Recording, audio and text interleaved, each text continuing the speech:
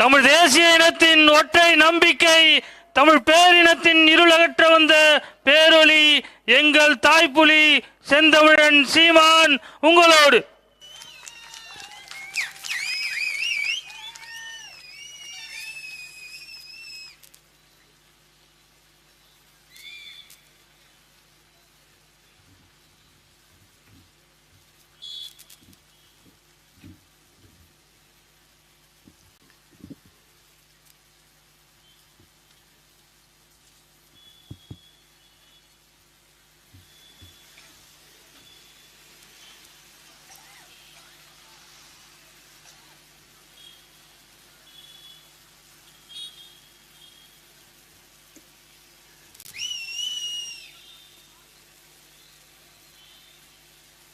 நீண்ட நெடிய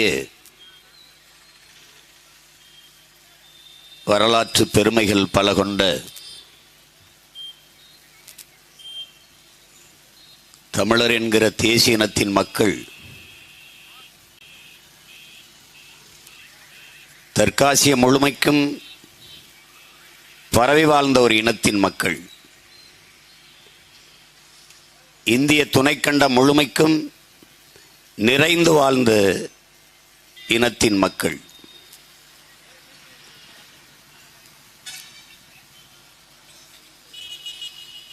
உணர்வை இழந்து, உரிமைகளை இழந்து, உயிரையும் இழக்கிற அடிமை நிலைக்கு, இழிநிலைக்கு தள்ளப்பட்டு விட்ட பிறகு என் இன மக்களை மற்ற மொழிவழி தேசிய மக்கள் போல உரிமை பெற்று பெருமையோடு வாழ வைப்பதற்கு, இந்த அடிமை நிலையிலிருந்து மீட்பதற்கு, காப்பதற்கு வழி உண்டா என்று யோசித்து ஒரு இனம் முழுமையான விடுதலையை அடைய வேண்டும் என்றால் அது தனக்கென்று என்றைக்கு ஒரு நாடு அடைகிறதோ அன்றுதான் அந்த இனம் முழுமையான விடுதலையை அடையும். இத உலக வரலாற்றின் வழியில் இருந்து உணர்ந்து அறிந்து தெளிந்த எம்முயிர் தலைவன் தமிழர்களின் தாயகத்தில் ஒன்றான தமிழீழ நாட்டை தனித்தமிழீழ சோசலிச குடியரசாக நிறுவ வேண்டும் என்கிற புனித கனவோடு அடிமை வாழ்வினும் உரிமை சாவு மேலானது, சரணடைந்து வாழ்வதை விட சண்டையிட்டு சாவது மேன்மையானது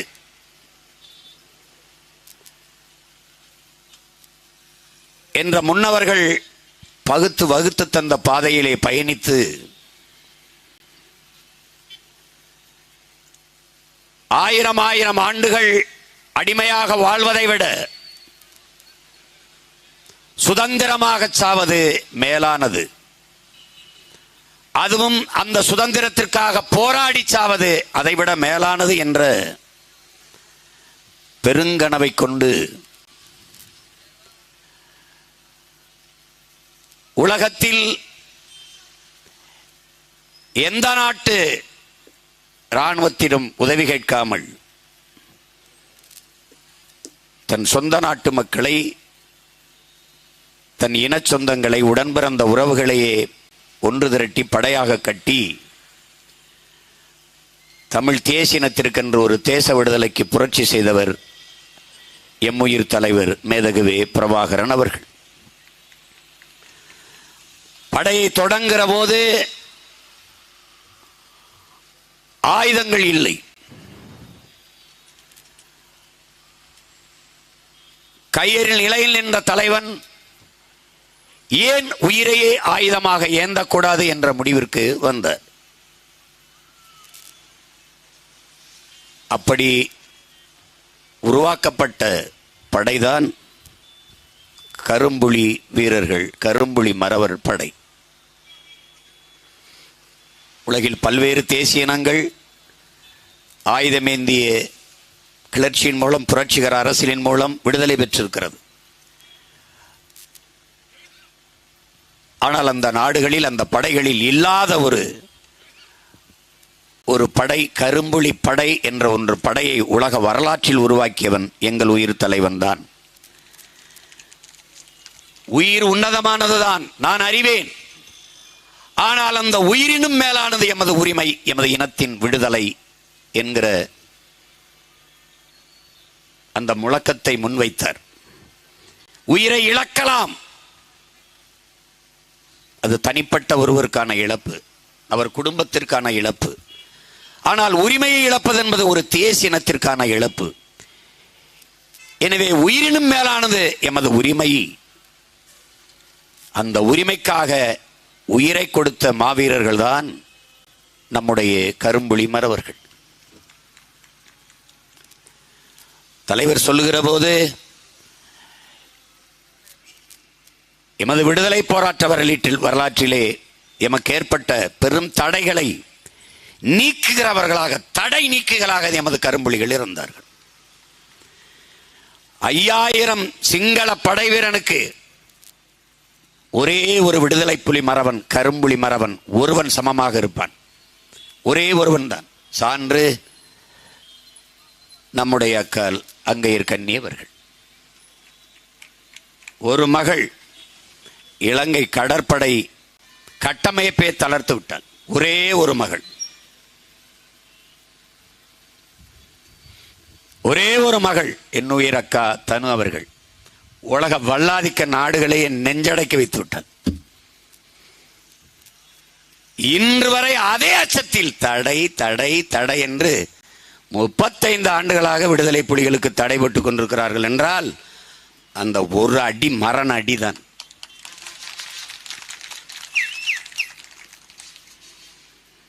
நீ எவ்வளவு பெரிய அதிபராக இரு, எவ்வளவு கொம்பாதி கொம்பனாக இரு, என் இனத்தை தொட்டால் தூக்கமடா உன்னை, நீ எங்க இருந்தாலுங்கிறதா அதுக்கு பதில். உங்களுக்கு கோபமே வராதா? தலைவர்கிட்ட கேட்கப்பட்ட கேள்வி. என் இனத்தை தொட்டு பாருங்க, என்னுடைய கோபத்தை அப்ப பார்ப்பீங்க அப்படின்னு. அந்த கோபத்தின் விளைச்சல் தான் நான், நீ, நாம் எல்லாரும்.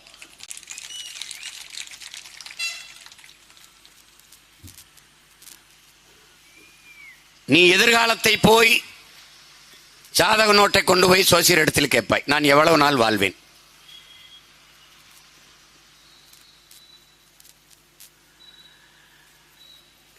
கிளிச்சோசிய வரைக்கும் கேட்டுருவோம் நம்ம, எவ்வளவு நாள் வாழ்வ. கை ரேகை, கையில ரேகை இருக்கிறது, கையை நல்லா மடக்கிறதுக்குன்னு கூட அடிப்படை இல்லாது. அவன் சொல்றான்ல, கையில எதிர்காலத்தை தேடாத, 2 கையும் இல்லாதவனுக்கு எதிர்காலம் இருக்குங்கிறான். கையில் போய் இந்த ரேகையை காட்டி என் எதிர்காலத்தை கணிச்சு சொல்லு, எவ்வளவு காலம் வாழுவேன்.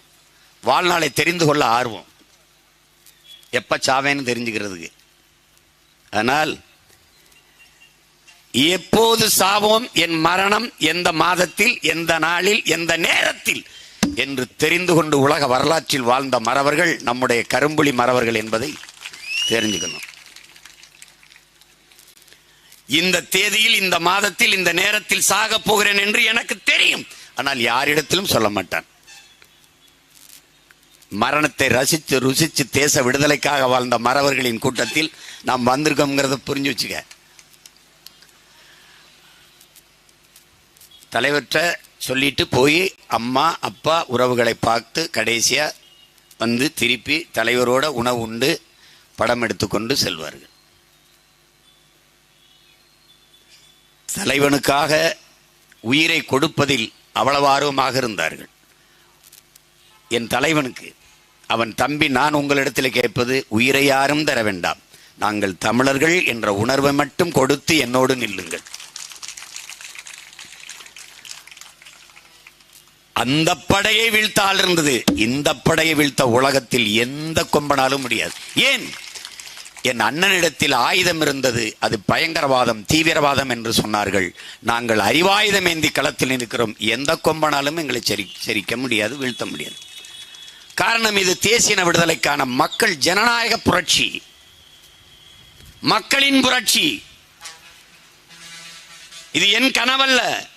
என் முன்னவர்கள் கையளித்தது எங்க தாத்தா கலியபெருமாள், என் அண்ணன் தமிழரசன். அவர்கள் இருந்திருந்தால் இந்த வேலை எனக்கில்லை.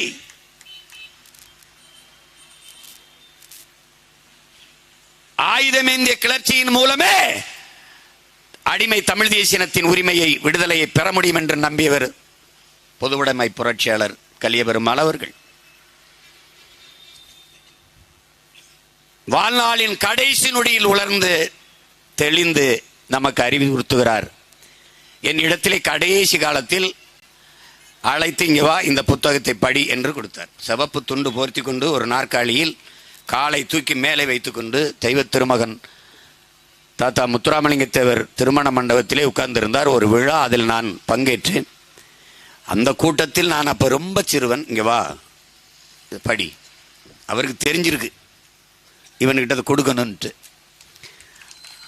அது நீங்கள் 500 பக்கம் 500 பக்கம் 600 பக்கம்லாம் இல்லை, வெறும் 50 பக்கம். அதான் அவருடைய வாழ்க்கை வரலாறு. அது கடைசி பக்கம். மக்களை அணிதிரட்டி அரசியல் படுத்தாமல் நீ புரட்சியை முன்னெடுக்க முடியாது. இதுதான் இப்ப நான் செஞ்சுக்கிட்டு இருக்கிறது. அதுதான், என் மக்களை அணிதிரட்டி அரசியல் படுத்திக் கொண்டிருக்கிறேன். என்னிலும் இளைய என் தம்பிகளை நான் புரட்சியை முன்னெடுக்க வேண்டியதில்லை, அவர்களே எடுப்பார்கள். தமிழ் சமூகத்தின் ஓர்மைதான் தமிழ் தேசியத்தின் விடுதலையை பெற்றுத்தர முடியும் உறுதியாக நம்பினார் அண்ணன் பொன்பரப்பி தமிழரசன் அவர்கள். ஒரு கெடுவாய்ப்பாக எந்த மக்களுக்காக போராட துணிந்தானோ அந்த மக்களாலே தாக்கப்பட்டான் என்பது வரலாற்றில் பெரும் துயரம். அவர்கள், என் முன்னவர்கள் பல 100 ஆண்டுகளாக விட்டு வைத்த பணியை நாங்கள் செய்கிறோம். கடைசியாக எங்கள் தலைவர் அவர் கையளித்த பணி. அந்த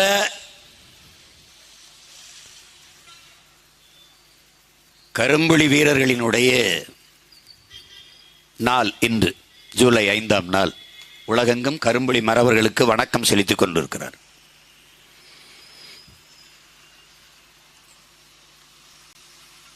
தமிழ் தேசிய விடுதலைக்காக, தாயக விடுதலைக்காக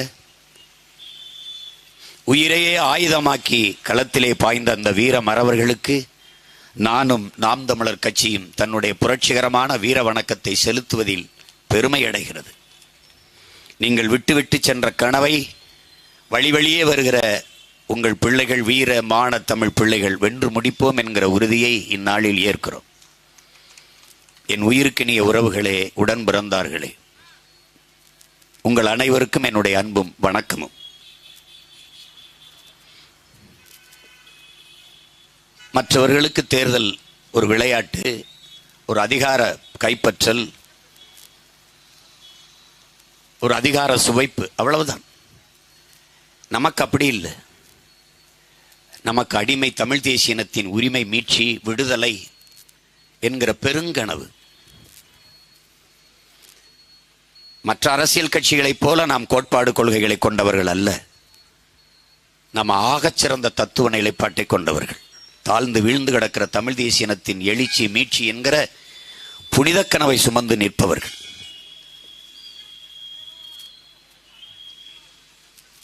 இங்கே வாக்கு சேகரிக்கும் போது பிரச்சனை, தகராறு, கல்லெடுத்தெறிந்தார்கள். என்னுடைய தாய், என் அன்பு அம்மா மகேஸ்வரி அவர்கள் ஓட்டு கேட்டுக்கும்போது பெரிய செங்கலை தூக்கி வீசுறான்ப்பா அப்படின்னு.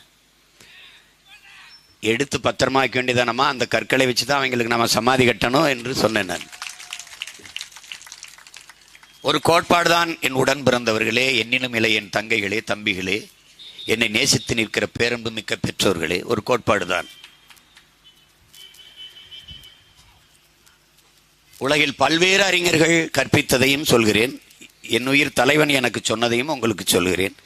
பிறகு நானும் என் கருத்தையும் உங்களுக்கு கற்பிக்கிறேன். புரட்சியாளர் லெனின், உன்னை விமர்சிப்பனுக்கு நீ நிரூபிக்க போராடாதே, உன்னை நம்பி நிற்கிறவனுக்கு உண்மையாக இருக்க போராடுங்கிறான். ஹிட்லர் சொல்றான். விமர்சனம் கூட ஒருவித பாராட்டுத்தான். நீ யாரையோ ஒருவனை பொறாமப்பட வைத்திருக்கிறாய். உன்னை பார்த்து எவன் அதிகமாக விமர்சிக்கிறானோ அவன் உன்னை பார்த்து அதிகமாக பயப்படுகிறான். ரசிக்க தொடங்குடாங்கிறான். பேசு பேசு பேசுறியா பேசு, அவ்வளவுதான். 2010 உன்னை இவ்வளவு விமர்சனத்தை எதிர்கொண்டியா? இவ்வளவு இடையூறை எதிர்கொண்டியா? இவ்வளவு தடையை எதிர்கொண்டியா? இல்ல, நீ வளர்கிறாய். எதிரி அலறுகிறான், கதறுகிறான், பயப்படுறான், அவ்வளவுதான். காந்தி என்ன சொல்றார்? முதலில் உன்னை தவிர்ப்பார்கள், அவாய்டு. என்ன எப்படி சொல்லுவான்? Avoid him. பிறகு மறைப்பார்கள், இக்னோர் ஹிம். நம்மளை தவிர்ப்பார்கள், மறைப்பார்கள், அப்படியே கடந்து கடந்து போக பார்ப்பார்கள். பிறகு விமர்சிப்பார்கள், ஏசுவார்கள், பேசுவார்கள், அவதூறுகளை அள்ளி வீசுவார்கள், விமர்சிப்பார்கள். பிறகு சண்டை போடுவார்கள், நீ ஜெயித்து விடுவாய்ங்கிறாரு. இப்ப என்ன நடக்குது? சண்டைக்கு வரா, நம்ம ஜெயிக்க போறோம், அவ்வளவுதான். இவ்வளவுதான்.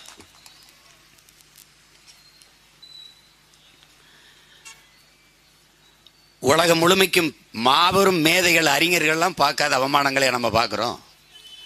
சொல்லு, ஒன்றும் கிடையாது. தலைவர் என்ன சொல்றாரு? நான் அவர்கிட்ட 15 வருஷத்துக்கு முன்னாடி அப்படி பேசும்போது இந்த முதிர்ச்சி, இந்த நிதானம், இந்த இதெல்லாம் இல்லை, ஒரு ஆர்வம் தானே. அப்போ வந்து அவங்க சரியில்லை, இவங்க சரியில்லை, அவங்கெல்லாம் அப்படி பேசுகிறாங்கன்னா நம்ம இவ்வளவு போராட்டத்தை இவ்வளவு போராடிக்கிட்டு இருக்கோம், ஆனால் இவங்க இவ்வளவு விமர்சிக்கிறாங்க. அவர் ஒரே வார்த்தை, விமர்சனங்கிறது வெறும் சொற்கள் தானப்பா, நம்மளை காயப்படுத்தும் கற்கள் இல்லையே, இவ்வளவுதான். வெறுங்கல்லை விட்டறிந்தால் தடுப்போம், வைரக்கல்லை விட்டறிந்தால் எடுப்போம். நல்ல விமர்சனமா இருந்தால் ஏற்போம், இல்லைன்னா தவிர்ப்போம், அவ்வளவுதான். அது மாதிரிதான் நான் அம்மாட்ட சொன்னேன். அதுல ஒருத்தன் சொல்றான், உன் மீது வீசப்படுகிற கற்களை, விமர்சன கற்களை, அவதூறு கற்களை, எவன் தன் மீது வீசப்படுகிற கற்களை எடுத்து எடுத்து எடுத்து தனக்கான கோட்டையை கட்டிக்கொள்கிறானோ அவன் தான்டா வீரன், அவன் தான் வெற்றியாளன்கிறான். எரியட்டும், கற்களை எரியட்டும். கற்களை எறிவதை விட்டு விட்டு நீங்கள் கட்டுக்கட்டா வைத்திருக்கிற பணக்கட்டை 2 வீசினீர்கள் என்றால் எங்களுக்கு மிகவும் பயனுள்ளதாக இருக்கும். பெருமக்களே,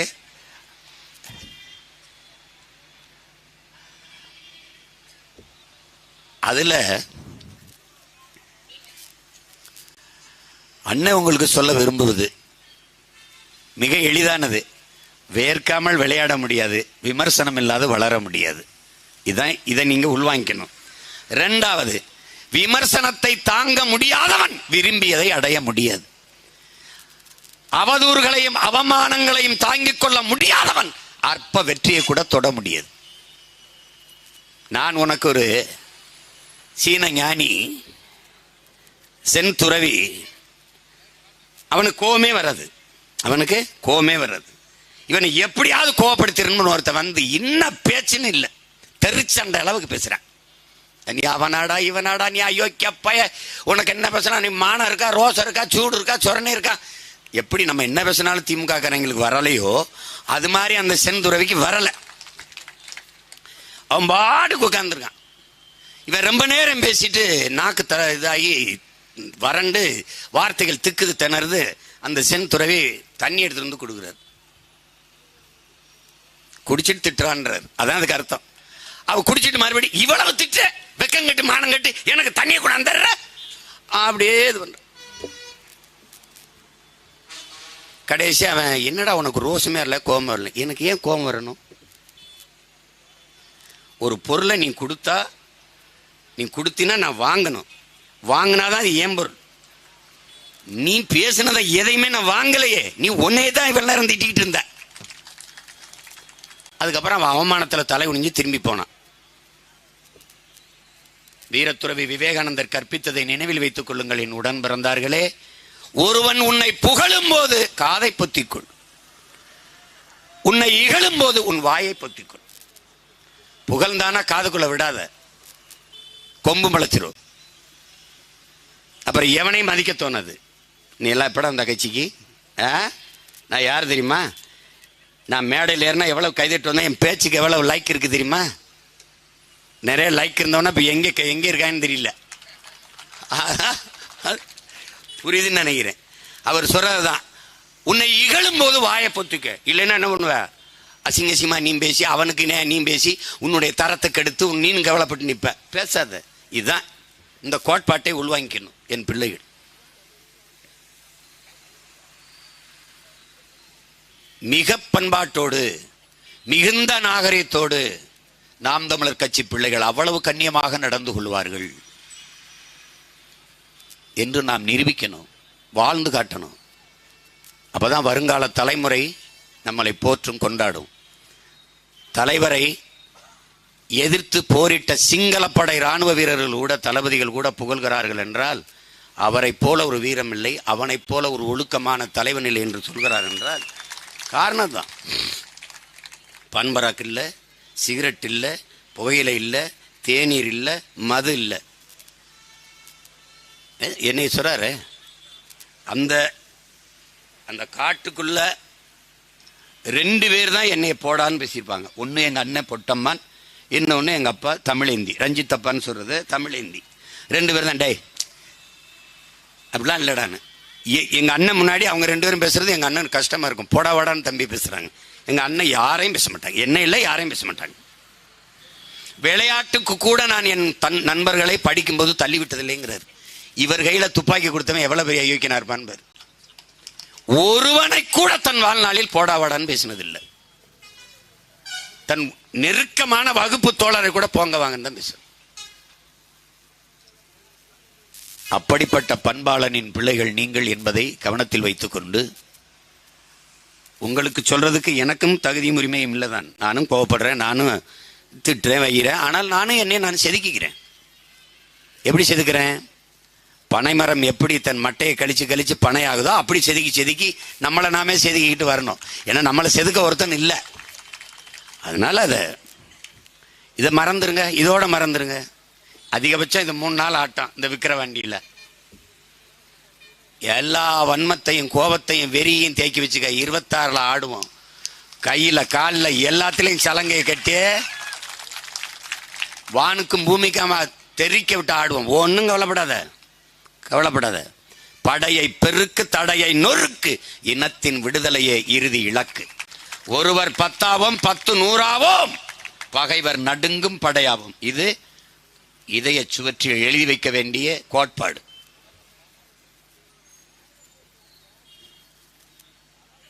நீ முன்னெடுக்கிற அரசியல் என்ன என்பதை நீ நல்லா உள்வாங்கிக்கணும். நீ அடிப்படை அமைப்பு அரசியல் மாற்றத்திற்கு வந்த புரட்சியாளன். நீ இந்த தலைவர்களோடு உன்னை ஒப்பிட்டுக்கிற. நீ பகத்சிங் நினைச்சுக்க, சுகதேவ ராஜகுரு நினைச்சுக்க, சுபாஷ் சந்திர போஸ் நினைச்சுக்க, உத்தம் சிங் நினைச்சுக்க. நீயே இவங்களோட போய் கம்பேர் பண்ணிட்டு இவங்க ஒப்பிட்டுக்கிற. இது ஒரு அற்ப கூட்டம். இது ஒண்ணும் கிடையாது. இது திமுகங்கிறது கட்சி கிடையாது, கார்பரேட் கன்சர்ன் கம்பெனி. அதுல விசுவாசமா இருக்கிறவனுக்கு பதவி உயர்வு, சீட்டு, அவ்வளவுதான். எவன் அதிக லாபம் ஈட்டி அவன் அதிக கமிஷன் வாங்கி தரானா அவனுக்கு பொறுப்பு, பதவி. அதான் துறை சொன்னான்ல, டே நம்ம நல்லது செய்ய வரமோ இல்லையடா, நாட்டுக்கு ஒரு நல்லது செய்ய ஒண்ணுதான்டா இருக்கு.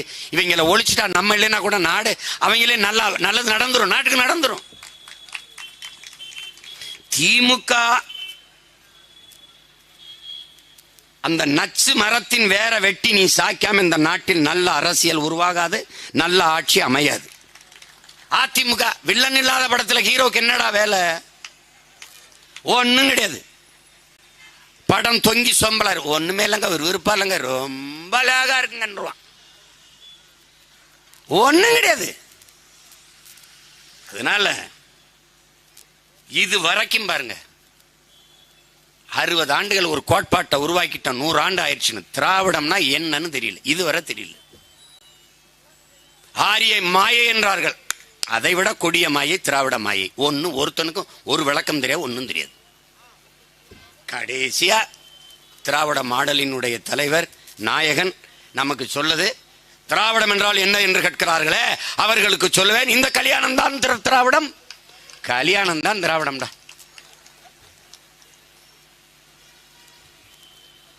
அப்படிலாம் நீங்க எல்லாம் கல்யாணம் பண்ணியிருக்கீங்க. நீங்க எல்லாரும் திராவிடர்கள் தான், நானும் ஒரு திராவிடன் தான். இவங்க கோட்பாட்டிலேயே என்ன செய்யறது?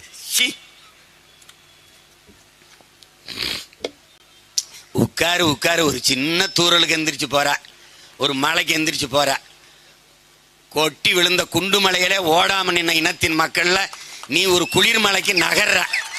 கேவலம் கேவலம். டேய், நனஞ்சா நெல்லு முதைக்கி எள்ளு முதைக்கி வெங்காயம் முளைக்கி, நீ ஒன்னும் முளைக்க மாட்டா. உட்காரு உட்காரு, சும்மா தான் பேசிட்டு.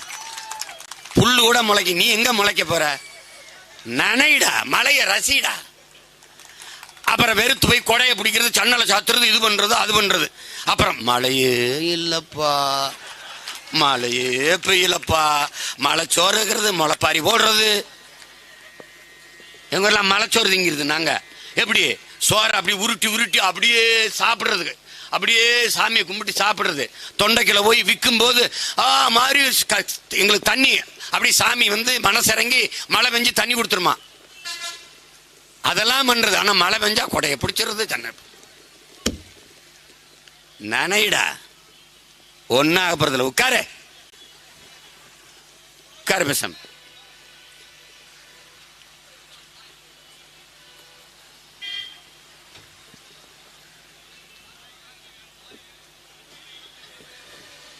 பேண்ட் சட்டை போட்டிருக்க, நீ ஏந்திரிச்சு போற, புடவை கட்டிருக்க, அக்கா தங்கச்சியெல்லாம் உட்காந்துருக்கு. வெக்கமா இல்லடா உனக்கு? என்ன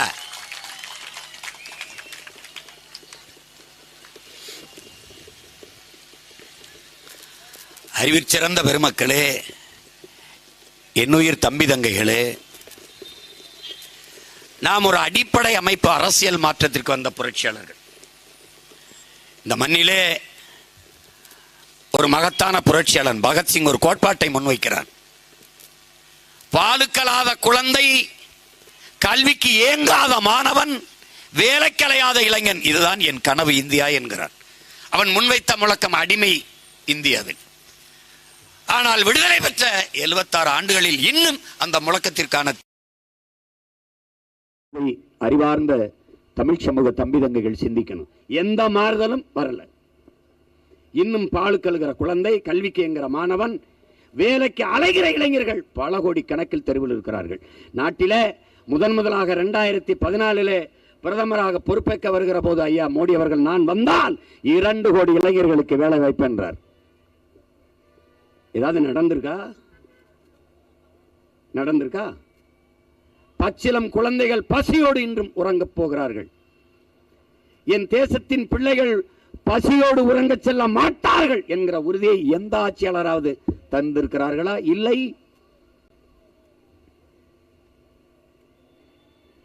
அப்புறம் வளர்ச்சி பத்தி நீ ஏன் பேசுற? உனக்கு வளர்ச்சிக்கு என்ன சம்பந்தம் இருக்கு? என்ன சம்பந்தம் இருக்கு?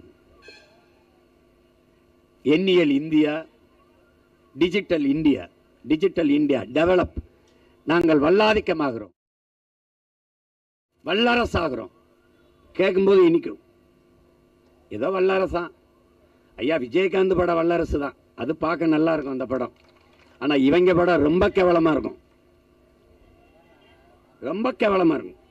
நீ பாரு, நேத்து பிரிட்டன்ல தேர்தல், நல்லா கவனிச்சுக்கணும் என் தம்பி தங்கைகள். நேத்து போட்டும்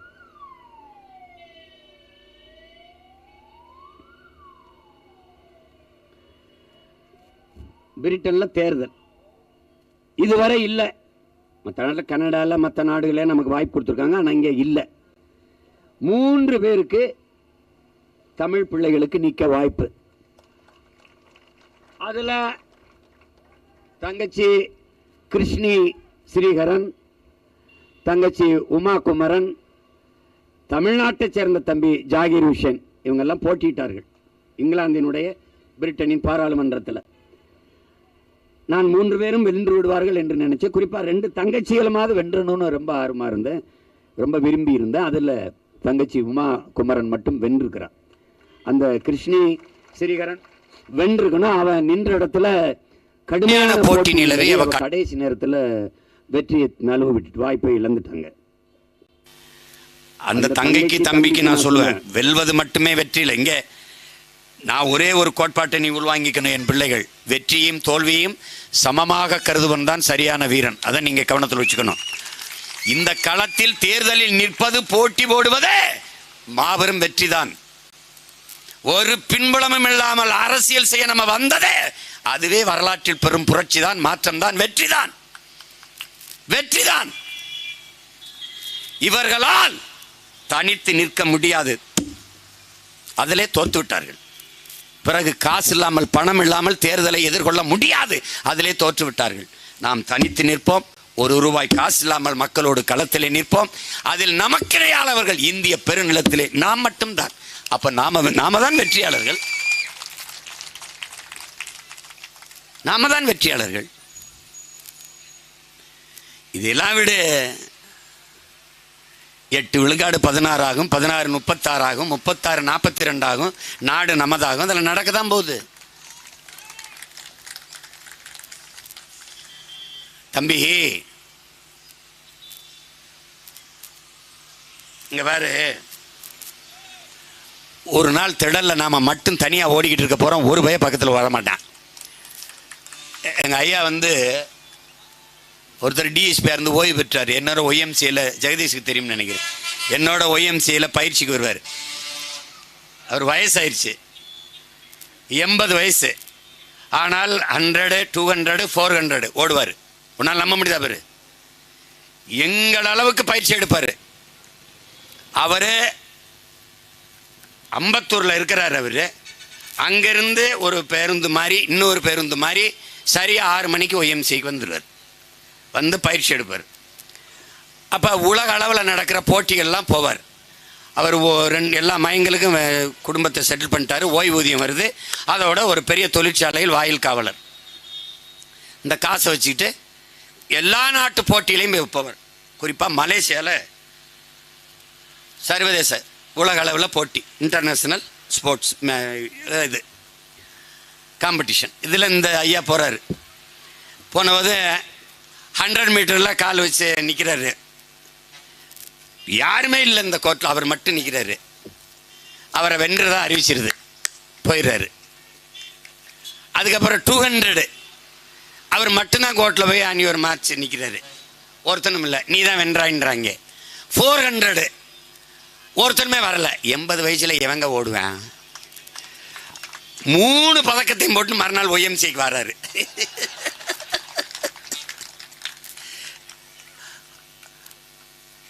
ஒரு நாள் எல்லா பதக்கத்தையும் நாம தான் வெல்ல போறோம். நீ ஒருத்தனும் கூட ஓடி வர போறது இல்லை. நீ ஏன் கவலைப்படுற தம்பி? இந்த புரட்சி கிளர்ச்சியெல்லாம் எப்படி வரும்னு நினைக்கிற? லெலின்ட்ட கேட்குறாங்கல்ல, என்ன லெலின் புரட்சிங்கிற, அது எப்பத்தான் வரும்ன்ட்டு. அவன் சொல்றான், டேய் இது தனி ஒரு மனிதனின் கட்டளைக்கு பிறக்காது புரட்சி. புரட்சி வா அப்படின்னு சீமான் சொன்னா, அது இந்திய நாட்டின் அதிபர் சொன்னா அப்படிலாம் வராது. அது வரலாற்றின் போக்கிலே முதிர்ச்சி அடைந்து அகச்சூழல் புறச்சூழல், வெளிநாட்டு அழுத்தங்கள், உள்நாட்டு கிளர்ச்சி, உள்நாட்டு நெருக்கடி, இதெல்லாம் சேர்ந்துதான் புரட்சி உருவாகுங்கிறான். அப்ப அது எப்பதான் வரும்? இதுவரை வாழ்ந்தது போல இனி எப்போதும் வாழ முடியாது என்கிற நிலை உருவாகுமானால் மக்கள் தாங்களாகவே புரட்சி செய்ய தொடங்குவார்கள். அது இலங்கையில நடந்துச்சு, இங்க நடக்கும் விரைவில். இப்ப தண்ணி இல்லை, அரிசி பருப்பு விலை ஏறிடுச்சு, பால் விலை ஏறிடுச்சு, மின்கட்டணம் உயர்ந்துருச்சு, எரிகாற்று ஊர்ல விலை ஏறிடுச்சு, சொத்து வரி ஏறிடுச்சு, எல்லாம் ஏறிடுச்சு. நீ வாழ முடியாதுங்கிற சூழலை வரும்போது இப்ப எல்லாம் கைகட்டி காசு வாங்கிட்டு நீ ஒரு நாள் கை நீட்டி அடிப்பா பாரு, அதுதான் புரட்சி. இது எவ்வளவு நாள் ஆகும்? நாளைக்கு கூட நடக்கலாம், நாளை மறுநாள் கூட நடக்கலாம். ஆனால் நடக்கும், உறுதியா நடக்கும். அன்னைக்கு யார் நிற்பா புரட்சியாளரோடு? நாங்க தான் நிற்போம். நிச்சயமாக இந்த நிலத்தில் ஒரு புரட்சி உருவாகும். அதற்கு தலைமையேற்க என் தம்பி தங்கைகள் தயாராக இருங்கள். இவர்கள் சார்ட்டர்ட் ஃப்ளைட் வைத்திருப்பார்கள், ஹெலிகாப்டர் வைத்திருப்பார்கள், எல்லா நாடுகளிலும் தீவு வைத்திருப்பார்கள், எல்லா நாட்டு வங்கி கணக்கிலும் பணம் வைத்திருப்பார்கள். உடனே பறந்து போய் எங்க இருக்கிறான்னு தெரியாது ஒளிந்து கொள்வார்கள். இதுதான் ராஜபக்சே கோத்தபாயக்கு நடந்தது. இங்கே இருக்கிற அதிபர்களுக்கு நடக்கும்.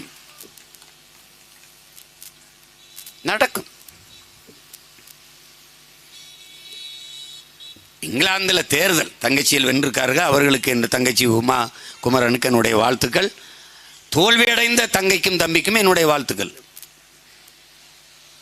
கிருஷ்ணி ஸ்ரீதரனுக்கும் தம்பி ஜாகிருஷனுக்கும் என்னுடைய வாழ்த்துக்கள். இம்முறை தோற்றால் என்ன, அடுத்த முறை வென்று விடுவோம், அவ்வளவுதானே. உலகெங்கும் நம்மளை திரும்பி பார்க்குது. 3 தமிழ் பிள்ளைகள் போட்டியிட்டார்கள் பிரிட்டனில்ங்கிறது ஒரு வரலாற்று பெரும் மாறுதல் தானே. ஏன் இதை சொல்றேன்னா, நீ பெரிய வளர்ச்சி அடைந்த நாடு, டிஜிட்டல்லாம் பேசினியே. 4ஆம் தேதி காலையில் தேர்தல் வாக்குப்பதிவு, மாலையில் முடியுது. உடனே எண்ணி பாரு, இரவோட இரவா எண்ணி இவர்தான் இங்கிலாந்தின் பிரிட்டனின் பிரதமர்னு அறிவிச்சிட்ட. அப்படி கெய்ர் ஸ்டார்மர் தான் பிரதமர் என்று அறிவிச்சுட்டான். நீ தேர்தல் வச்ச, ஒரே நாடு ஒரே தேர்தல், அது அப்புறம் புடுங்கு. நீ இப்போ புடுங்கினதை பாரு, ஒரே நாடு ஒரே தேர்தல். சரி, மேற்கு வங்கத்தில் 7 கட்டம், பீகாரில் 7 கட்டம், அசாமில் 14 தொகுதி தான், அதுக்கு 3 கட்டம். எங்களுக்கு புதுச்சேரி உட்பட்ட 40 தொகுதிக்கு ஒரே கட்டம் தேர்தல். 44 நாள் டிஜிட்டல் இந்தியாவில் பெட்டி ஒரு பள்ளிக்கூடத்தில் தூங்குதுங்க. அது டிஜிட்டல் எண்ணியல், இவிஎம் எந்திரம், வாக்கு எந்திரம், தட்டுனா கட கட கட கடன்னு எண்ணி சொல்லிடும். அதுக்கு 44 நாள். ஒரு இடைத்தேர்தல் விக்கிரவாண்டியில ஒரு இடைத்தேர்தல் 234 ஒரு தொகுதியில் 10ஆம் தேதி வாக்குப்பதிவு. எண்ணியல் இந்தியா 10ஆம் தேதி வாக்குப்பதிவு முடிந்த உடனேயே தட்டி உடனே கடகடன்னு சொல்லிடலாம், இவன் தான் எம்எல்ஏ, இவன் தான் சட்டமன்ற உறுப்பினர் விக்கிரவாண்டிக்கு சொல்லிடலாம். ஆனால் 2 நாள் பெட்டியை ஒரு இடத்துல பூட்டி வச்சு பூஜை பண்ணி தேங்காய் உடைச்சு சாம்பிராணி வச்சு அதுக்கப்புறம் 13ஆம் தேதி தான் எண்ணுவாங்க. அதுவரை நீங்கள் எங்கே வர, புடுங்க போறியா, புள்ள இருக்க போறியா, எங்கே வர? நீ எதுக்கு வெக்கம் இல்லாமல் எண்ணியல் இந்தியா டிஜிட்டல் டெவலப்லாம் பேசுகிற? அது அவ்வளோ பெரிய நாட்டுக்கு சரச்சரன்னு எண்ணி வேக வேகமாக எண்ணி ஒரே நாளில் தேர்தல் முடிவை அறிவிச்சுட்டு போயிட்டான். வாக்குச்சீட்டு முறை என்ன பிரிட்டனை விட நீ பெரிய வளர்ந்த அப்படி இதாகிட்டியா? சொல்லு. அவன் இந்த இதுக்கு வரலையே, இந்த வாக்கு எந்திரத்துக்கு வரலையே. உனக்கு இந்த இவிஎம் எந்திரத்தை தயாரித்து கொடுக்குற மைக்ரோ எலக்ட்ரானிக் சிப்புங்கிற ஜப்பான், இந்தியன் எலக்ட்ரானிக் கார்பரேஷன் 2 பேரும் சேர்ந்து தான் கொலாபரேஷனில் தயாரிக்கிறான். அதை தயாரிக்கிறவன் ஜப்பான். அவனே வாக்குச்சீட்டு முறையில் தான் இருக்கான். அவன் தயாரித்து ஒந்தலையில் கட்டிட்டு அவன் வாக்குச்சீட்டில் ஓட்டு போட்டுக்கிட்டு இருக்கான். நீ வரமாட்டேங்கிறியே. ஒரு சின்ன ஊர் விற்கிற வண்டி 10ஆம் தேதி ஓட்டு, 10ஆம் தேதி என்ன, சரி 11 என்ன, எதோ ரொம்ப நாள் பசியோடு இருந்து உறங்காமல் தூங்காமல் இருந்தால் ஒரு நாள் தூங்கிட்டு வந்து என்ன, அதுக்கு 2 நாள் 13ஆம் தேதி ஏன் என்ற? ஐயோ, இதை ஒழிக்கணும்டா, இதை மாற்றணும். உலகத்தில் 2 நாடு தாண்ட அந்த பெட்டியை வச்சுட்டு அழுகுது. ஒன்று நைஜீரியா, இன்னொன்று இந்தியா. வேற எந்த நாட்டில் இருக்கு சொல்லு? இதை இதுக்குள்ள ஹேக் செய்திட முடியும்னு நம்ம சொல்லும்போது நம்ப மாட்டேன்ட்டான். அந்த முகநூலின் உரிமையாளர் இருக்கிறார் எலன் மாஸ்க், அவர் சொன்ன உடனே அது அப்படி சொல்லிட்டாரு இப்படி சொல்லிட்டாருங்கிறான். நீ தாமஸ் ஆல்வா எடிசனே சொன்னாலும் இவன் நம்ப மாட்டான். எப்படி எங்க மக்கள் இறைதூதர் இயேசுபிரான் திமுகவுக்கு போடாதீன்னு சொன்னாலும் கிறிஸ்தவ மக்கள் நீங்க இயேசுவே இல்லை, நீங்க இறைதூதரே இல்லைன்னு சொல்லுவாங்களே ஒழிய, ஸல்லல்லாஹு அலைஹி வஸல்லம் நபிகள் தயவு செய்து திமுகவுக்கு போடாதீங்கனாலும் நீங்க நபிகளே இல்லை, நீங்க இறைதூதரே இல்லை என்று சொல்லுவாங்களே ஒழிய,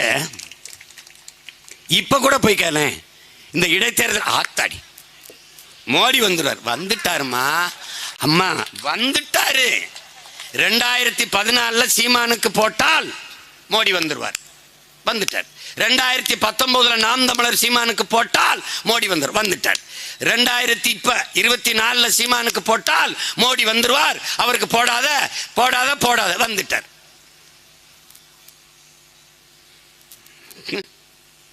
தம்பி, குழந்தைக்கு பாட்டு பாடி சோறு ஊட்டுவது, கதை சொல்லி சோறு ஊட்டுவது, குயிலை காட்டி மயிலை காட்டி சோறு ஊட்டுவது, நிலவை காட்டி சோறு ஊட்டுவது, இந்த 15 வருஷமா இந்த திமுக காரன் மோடி பூச்சாண்டியை காட்டி சோறு விட்டுக்கிட்டு இருக்கான். பூச்சாண்டி குடிச்சு கொடுத்துருவா, பூச்சாண்டி குடிச்சு கொடுத்துரு. ஒரு கொள்கைக்காரன், ஒரு கோட்பாட்டை கொண்ட வீரன், நாங்கள் இருக்கிற வரை பிஜேபி வராதரா, வெல்லாதரா, வளராதரா, அவன் தான்டா வீரன். நான் சொல்றேன், என்கிட்ட அதிகாரம் இல்லை, ஒண்ணுமில்ல. நாம் தமிழர் படையோடு இந்த நிலத்தில் நிற்கிற வரை பிஜேபி வளராது, வாழாது, வெல்லாது. தமிழ்நாட்டில் வெல்லாது. நாட் ஒன்லி பிஜேபி, காங்கிரஸ் தான். திராவிடம் இருக்கிறவர் தான் தோல்ல ஏறுவ. நான் ஜெயிச்சிட்டேன், என் எல்லையில இல்லை. நீ என் நிலத்திலே நீங்க ஆள் வைக்க முடியாது. ஒத்த ஓட்டு உனக்கு கிடையாது. இவனுக்கு என் இனம் செத்ததை பத்தி எனவே சாகிறத ரசிப்பான். தமிழன் செத்து கிடக்கும் போது இவன் பிறந்த நாள் கொண்டாடுவான், பிரியாணி சாப்பிடுவான். ஏன்? என் ரத்தம் வேற, அவன் ரத்தம் வேற. 20 பேர் ஆந்திர காடுகளை சுட்டு போட்டான், செத்து கிடந்தான். கண்டனம், கருத்து, ஆர்ப்பாட்டம், போராட்டம். சந்திரபாபு நாயுடுக்கு ஒரு கண்டனம், ஒரு இழப்பீட்டு தொகை. ஒரே ஒருத்தன் தான் கேட்டேன், ஒரு மரக்கட்டைக்கு இருக்கிற மதிப்பு மான தமிழன் உயிருக்கு இல்லையாடான்னு. ஒரு பயம் அந்த நிலத்தில் கேட்கல. என்னை தவிர எவனும் பேசல. இது ஒரு கொடுமை, இது ஒரு கொடுமையான இனம். அடிப்படையை, அமைப்பை, அரசியலை நாம் மாற்றணும். ஆளை மாற்றி, ஆட்சியை மாற்றி பயனில்லை. இந்த நாடு ஏற்றுக்கொண்டிருக்கிற இந்த கல்விக் கொள்கை, பொருளாதார கொள்கை, இந்த தொழிற்கொள்கை, இந்த நீர் மேலாண்மை, இதிலெல்லாம், இந்த நீர் கொள்கை, இதிலெல்லாம் நீ இருந்தீன்னு வச்சுக்க, எந்த கொம்பாதி கொம்பா வந்தாலும் இந்த கேவலத்தில் தான் ஆட்சி இருக்கும். இப்போ என்ன பண்ணும்? அமைப்பை மாற்றணும். பொருளாதார கொள்கையை மொத்தமாக மாற்றணும். தண்ணீர் விற்பது தனியாருக்கு இல்லை, ban it. No plastic, no polythene, ban. அப்போ என்னவா? மறுபடி துணி பைக்கு வா, மறுபடி துணி பைக்கு வா, கோணி சாக்குக்கு வா. அதான கொண்டு போன, அதான பண்ண. நாங்கள் சின்ன பிள்ளையா இருக்கும்போது எங்கள் அப்பா ரத்தம் வாங்க போவாங்க, கறி வாங்க போவாங்க, குடல் வாங்க போவாங்க. எங்கள் அம்மாட்ட தூக்கிச்சிட்டு தான் எடுத்துகிட்டு போவாங்க. அதில் கறியை கொண்டு வருவாங்க.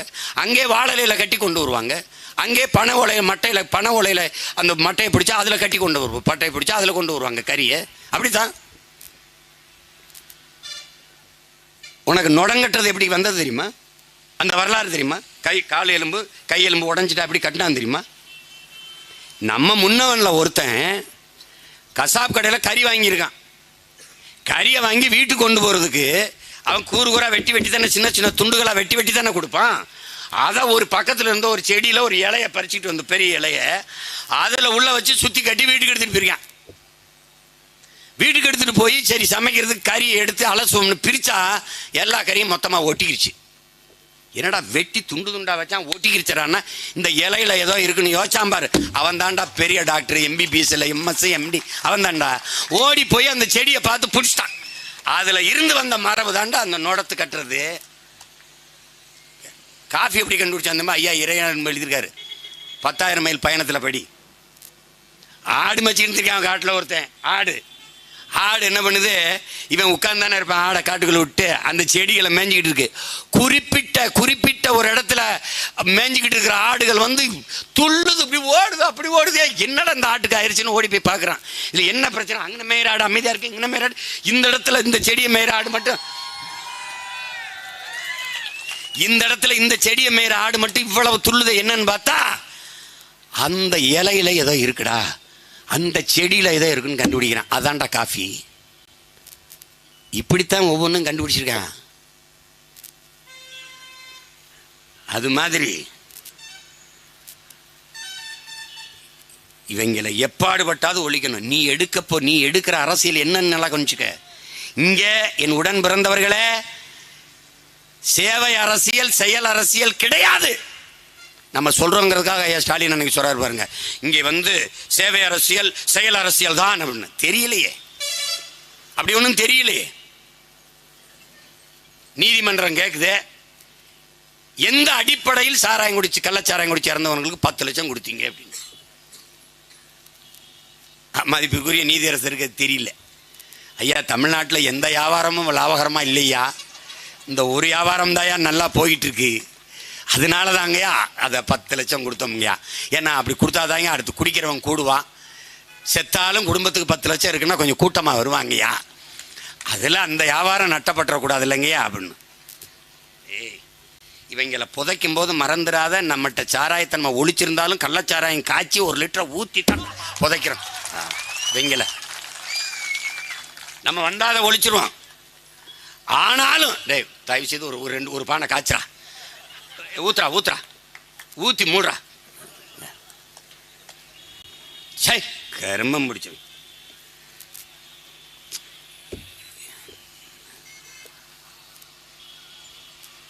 அப்ப செய்தி அரசியல் மட்டும்தான் இவர்கள்ட்ட இருக்கு. இப்ப பாருங்க, ஒரு சேவை செயல் அரசியல் இருந்திருந்தால் மக்களை கூட்டிக் கொண்டு ஒரு இடத்துல குவிக்க வேண்டிய தேவை இருக்கா? அவர்களுக்கு இப்படி 3000 4000 5000 என்று பணம் கொடுக்க வேண்டிய தேவை இருக்கா? சிறந்த சேவை இருந்தால் அந்த தலைவனை போற்றி மக்கள் அவர்களுக்கே வாக்கு செலுத்துவார்கள். இங்கே காசு கொடுக்காமல் வென்றவர்கள் இல்லையா? இருக்கிறார்கள். மதுரையிலே போட்டியிட்ட ஐயா பிடிஆர் பழனிவேல்ராஜனுடைய மகன், நம்ம அன்பு சகோதரர் பிடிஆர் தியாகராஜன் அவர்கள் ₹1 வாக்குக்கு காசு கொடுக்காமல் வென்றார். காரணம், அவர்கள் அப்பா காலத்திலிருந்து அவர்கள் அந்த மக்களுக்கு செய்த சேவை, வேலை, இவர் படித்தவர், நல்லா நிர்வாகம் செய்வார் என்ற மக்களுக்கு இருந்த நம்பிக்கை, ₹1 காசு வாங்காம வேலை செஞ்சார். அதே மாதிரி காங்கிரஸ் கட்சியிலே திருச்சியிலே போட்டியிட்ட எங்களுடைய மதிப்பிற்குரிய மாமா திருநாவுக்கரசு அவர்கள் ₹1 காசு கொடுக்கல, 4,50,000 வாக்கு வித்தியாசத்தில் ஜெயித்தார்கள். குப்பைகளுக்கு இடையிலே இந்த மாணிக்கங்கள் கிடைக்கும் போது வெறும் மாணிக்கங்கள் ஜொலிக்காதா, மின்னாதா, வெல்லாதா? என்னது? அப்ப நம்ம என்ன செய்யணும்? சேவை அரசியலுக்கு வரணும், செயல் அரசியலுக்கு வரணும். இங்கே என்ன இருக்குது? கட்சி அரசியல், தேர்தல் அரசியல், இதான் நடக்குது. கட்சி அரசியல் என்ன செய்யும்? ஒரு மாவட்ட செயலாளர் இவ்வளவு கொடுக்கணும், ஒரு ஒன்றிய செயலாளர் இவ்வளவு கொடுக்கணும், ஒரு மந்திரி இவ்வளவு கொடுக்கணும். அப்படின்னா என்ன பண்ணும்? அங்கங்கே கல்குவாரி போட்டுக்கிறது, மண்ணள்ளி வித்துக்கிறது, எல்லாம் வேணாலும் செஞ்சுக்க, கள்ளச்சாராயம் காய்ச்சிக்க, எது பண்ணாலும் பண்ணிக்க, இல்லீகலா எந்த பிசினஸ் எது வேணாலும் பண்ணிக்க, எனக்கு கப்பம் கட்டிரு கட்சி. இதுல பல ஆயிரம் கோடி, 509 கோடி ஐயா மார்டின் திமுக கொடுத்துக்க. கட்சி லாட்ரி வித்தது, கட்சி லாட்ரி வித்து நடத்துறது, இந்த மாதிரி சூதாட்டத்தில் வர்ற காசை வச்சு நடத்துறது. அரசு போதைப் பொருள் சாராயம் வித்து வர்ற காசில் நடத்துறது. எப்படிப்பட்ட ஆட்சி? இதுக்கு பேர் திராவிட மாடல். திராவிட மாடல். ஒரு நாள் தப்பித்தவறி இவர்களுக்கு சிலை வைக்க வேண்டிய நிலைமை நமக்கு வந்ததுன்னா, திராவிட மாடல்களின் நாயகர்கள் அலிபாபாவும் 40 திருடர் மாதிரி திருடர்கள் முன்னேற்ற கழகத்தின் தலைவர்கள் இவங்க தான்.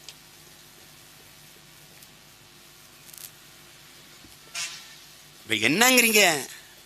பேச்செல்லாம் கொல்ல பேச்சு. திமுக ஐயோ ஐயோ ஐயோ திமுக, அது நான் நீட்டை கொண்டு மோடி இப்படி பண்ணிட்டார் அப்படி பண்ணிட்டாருன்னு கத்தி அடிச்சவர் கையில் கொடுத்தது இவங்க தான். இப்போ குத்துறாரு கொலை பண்ணுறாரு, குத்துறாரு கொலை பண்ணுறாருன்னு கத்துறாங்க. எதை பற்றியுமே பேச தகுதியோ நேர்மையோ இல்லை. திடீர்னு அருமை சகோதரர் ராகுல் காந்தி வந்து சாதி வாரி கணக்கெடுப்பு எடுக்கணுங்கிறார். நேத்தான கட்சி ஆரம்பித்து இன்னைக்கு எம்பி ஆயிருக்காரு.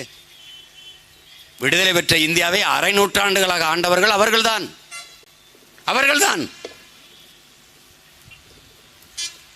எப்படி இருக்கு? வகுப்பாரி பெண்ணிய உரிமையை பற்றி பேசுகிறார்கள், பெண்களுக்கு இடஒதுக்கீடு.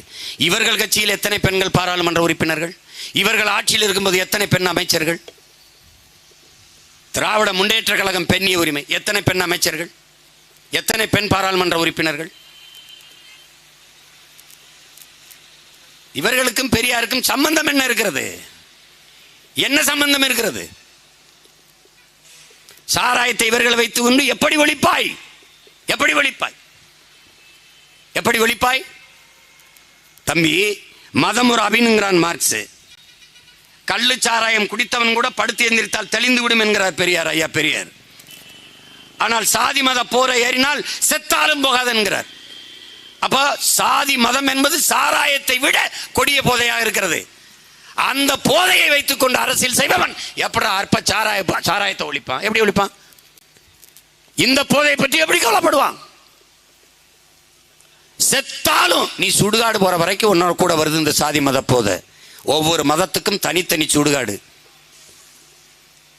தனித்தனியாக புதைக்கும் இடங்கள். ஒவ்வொரு சாதிக்கும் தனித்தனியாக புதைக்கும் இடங்கள் சுடுகாடு. அப்ப செத்தாலும் போகாத போதை சாதி மத போதை. அதை கெட்டியாக பிடித்துக் கொண்டு அற்ப கீழான உணர்ச்சியை தூண்டி அரசியல் செய்கிற இவர்கள் எப்படா சாராயத்தை ஒழிப்பான்? எப்படி இந்த மது போதை எப்படி ஒழிப்பான்? மது போதையை விட கொடியது மத போதை என்பதை நீ உணராததா? ஒரு நாட்டின் அரசிற்கும் மதத்திற்கும் 5000 கிலோமீட்டர் தூரம் இருக்கணும். அரசுக்கும் மதத்துக்கும் என்னடா சம்பந்தம் இருக்கு? எதுக்கு அது? ஒரு அரசு எல்லாவற்றையும் கடந்த மனிதம் போற்றுகிற அரசா இருக்கணும்.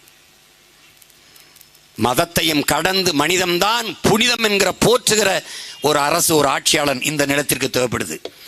அதுவும் அற்ப மனிதனுக்கு மட்டும்தான் இவர்கள் அரசியல் செய்வார்கள். என் உடன் பிறந்தவர்களே, என் அன்பு தம்பி தங்கைகளே, உனக்கு 5000, உனக்கு 10,000, உனக்கு மிக்சி, உனக்கு கிரைண்டர், உனக்கு டிவி, உனக்கு ஃப்ரிட்ஜ், இது உனக்குத்தான், மனிதனுக்கு மட்டும்தான். அப்ப அரசியல் மற்ற உயிர்களுக்கு காக்கைக்கு, கொக்குக்கு, நாய்க்கு, நரிக்கு, பூனைக்கு, ஆடு மாடுக்கு, சிங்கம்புலி கரடிக்கு, யானைக்கு, உலகில் இத்தனை உயிர்கள், மரம் செடி கொடிக்கு ஏன் நீ சிந்திக்க மாட்ட? 400 அடி 500 அடி 800 அடிக்கு நீ ஆழ்குழாய் போர்வெல்லை உள்ள இறக்கி நீரை உறிஞ்சிக்கிற. எந்த மரமிட 500 அடிக்கு வேற உள்ள இறக்கும்? பனை மரத்தை தவிர. அந்த பனை மரமே கழுத்து முறிஞ்சு சாகுது என்றால் 1000 அடிக்கு கீழேயும் தண்ணி இல்லை என்பதை உனக்கு உணர்த்துது. பாலைவனத்தில் பனை வராது, வறண்ட நிலத்தில் பனை வரும். ஆனால் அந்த நிலத்தில் 1000 அடிக்கும் கீழே தண்ணி இல்லை என்றால் உன் நிலம் பாலைவனமாகுது. அது எச்சரிக்குது உனக்கு. நீ அதை கவனிக்க மாட்ட? ஏன் கவனிக்க மாட்ட? எந்த புரிதலும் இல்லை. அந்த இடத்துக்கு நீ வருவதுதான் செயல் அரசியல், சேவை அரசியல். செயல் அரசியல் என்ன? பல கோடி பனை திட்டம், 10 ஆண்டு பசுமை திட்டம். இதை செயல்படுத்துவது செயல் அரசியல், சேவை அரசியல். நீ அங்க வரணும். செயல் அரசியல், சேவை அரசியல் பசிக்கு சோறு போடுவதல்ல, நிரந்தர பசியை போக்குவது, பசி என்ற சொல்லே இல்லாமல் ஒழிப்பது, அதான் சேவை அரசியல். இப்போ ஒரு தலைவன், ஒரு மனிதன், ரெண்டுக்கு வேறுபாடு இருக்கு. இப்ப ஒரு தம்பி பசிக்குது என்கிட்ட கேட்கிறான், இந்தா 200 ரூபா போய் சாப்பிட்டுக்க. நான் ஒரு மனிதன், அவ்வளவுதான், நல்ல மனிதன், அவ்வளவுதான். இப்ப என்கிட்ட இன்னொருத்த வர்றான், இப்ப நான் தலைவன், என்கிட்ட வர்றான், பசிக்குது ஐயா, இந்தா 200 ரூபா சாப்பிட்டு இங்க வா, நான் இங்க இருப்பேன், என்னை பார்த்துட்டு போ. திருப்பி வரான், ஐயா சாப்பிட்டியா? நல்லா சாப்பிட்டியா? சரி உட்கார் உட்கார். எந்த ஊர் நீ? உன் பேர் என்ன? என்ன படிச்சிருக்கேப்பா? பிஏ படிச்சிருக்கியா? அப்பா என்ன வேலை செய்கிறாங்க? விவசாயி. சரி சரி சரி சரி. அப்படியா? ஏன் உனக்கு சாப்பிடல? காசு இல்லை, வேலை இல்லை. இப்போ ஒரு தலைவர் என்ன யோசிப்பான்னா, ஒரு பட்டம் படித்த ஒரு இளைஞன் ஒரு வேளை சாப்பிட முடியாமல் வறுமையில் இருக்கிறான், வேலை இல்லாமல் இருக்கிறான்னா இந்த நாட்டில் இந்த மாதிரி எத்தனை லட்சம் இளைஞர்கள் இருப்பான். இப்போ இவனுக்கு என்ன பண்ணணும்? ஒரு வேளை பசிக்கு காசு கொடுத்து பசி அமர்த்திட்டோம். ஆனால் இவனுக்கு 3 வேளைக்கும் சாப்பாடு கிடைக்க வேலை செய்யணும், பசி இல்லாமல் இவன் வாழ வேலை செய்யணும். அதுக்கு என்ன செய்யறதுன்னு ஒரு திட்டத்தை தீட்டி அதை நிறைவேற்றி அவனுக்கு வேலை வாய்ப்பை கொடுத்து, அவனை மாதிரி படிச்சுட்டு வேலை இல்லாமல் இருக்க எல்லாருக்கும் வேலை வாய்ப்பை கொடுத்து நிரந்தர பசியை போக்குறவன் எவனோ அவன்தான் தலைவன். இவர்கள் அரசியல்வாதிகள் தேர்தலை மட்டுமே சிந்திப்பார்கள், தேர்தலில் எப்படி வெற்றி பெறுவது என்பதை சிந்திப்பார்கள். ஒரு கட்சி வென்று விட்டால் தேர்தல் 5 வருடத்துக்கு ஒரு தடவை வருது, முடிஞ்சு. இப்போ விக்கிரவாண்டியில் வந்திருக்கு, சரி, தேர்தல் முடிஞ்சோன்னு அது மறந்துடணும். அடுத்த தேர்தல் வரும்போது அதை பற்றி சிந்திக்கணும். அதுக்கப்புறம் என்ன சிந்திக்கணும்? மக்களை பற்றி சிந்திக்கணும். விக்கிரவாண்டியில் என்ன தேவை? டாஸ்மார்க் சரக்கை சேமித்து வைக்க நீ கூட வச்சிருக்க, ஆனால் நாங்கள் உழைத்து விளைய வைக்கிற உணவுப் பொருளை சேமிக்க உணவு சேமிப்பு கிடங்கு வச்சிருக்கியா? இத்தனை ஆண்டுகளில் ஒவ்வொரு மாவட்ட தலைநகரிலேயாவது உணவு சேமிப்பு கிடங்கு இருக்கா? இல்லை. அப்போ அங்க போவதுதான் சேவை அரசியல், செயல் அரசியல். அந்த அரசியலை நாம் முன்னெடுக்கணும். தேர்தலை பற்றியே இவர்கள் சிந்தித்துக் கொண்டே இருப்பார்கள். ஆட்சிக்கு வந்ததில் இருந்து அதை பற்றியே சிந்திப்பார்கள். அது எப்படின்னு அதை பற்றியே சிந்திக்கிறார்கள். அதை பற்றி சிந்திப்பதாலே தான் கல்லூரிக்கு போகிற பெண்களுக்கு 1000, குடும்ப தலைவிக்கு 1000, சாராயம் குடிச்சு செத்தால் 10 லட்சம். இதெல்லாம் எதை நோக்கி? தேர்தலை நோக்கி. தேர்தலை நோக்கி. நல்லா கவனிச்சுக்கணும், அது ரொம்ப முக்கியம். அப்ப நம்ம அரசியல் மாற்றத்திற்கு போராடணும். நம்ம வேற அரசியலை செய்யணும். இந்த அரசியலை அழிச்சிடணும். தம்பி புரட்டாசுரி சொல்லுவான்ல, நீங்க தப்பு தப்பான்றீங்க, அழிச்சிட்டு முதல்ல இருந்துங்க, நான் முதல்ல இருந்து சாப்பிட்றோம், முதல்ல இருந்து என்னங்க, அது மாதிரி இதை அழிச்சிட்டு நம்ம முதல்ல இருந்து 1, 2 எழுதணும். அதனாலதான் அடிப்படை அமைப்பு அரசியல் மாற்றமே எங்கள் இலக்குன்னு சொல்றது காரணம் அதுதான். எல்லாவற்றையும் மாற்றணும், நிர்வாக முறையே மாற்றணும். இந்த காவலர்கள்லாம் மழையில் நனைஞ்சுக்கிட்டு எதுக்குன்னு சொல்லு.